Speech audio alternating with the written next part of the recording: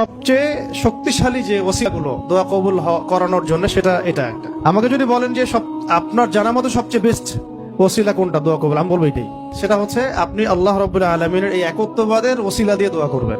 আল্লাহ পাকের এই তাওহীদের ওসিলা দিয়ে, একত্ববাদের ওসিলা দিয়ে দোয়া করবেন।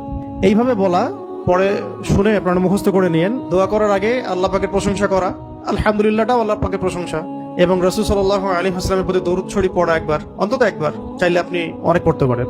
এরপরে যে বিষয়টা আপনি চাচ্ছেন তার আগে বলা যে আল্লাহুম্মা ইন্নী আসআলুকা বিআন্নী আশহাদু আন্নাকা আনতা আল্লাহ লা ইলাহা ইল্লা আনতা আল আহাদ আস-সামাদ আল্লাযী লাম ইয়ালিদ ওয়া লাম ইউলাদ ওয়া লাম ইয়াকুল লাহু কুফুয়ান আহাদ। সূরা ইখলাস যে জানে সে এটা সহজেই বলতে পারবে। এরপরে আপনি দরুদ শরীফ পড়ে দোয়া করা শুরু করবেন, ইনশাআল্লাহ দোয়া কবুল হয়ে যাবে। এটা পরীক্ষিত আমল, ইনশাআল্লাহ দোয়া কবুল হবে।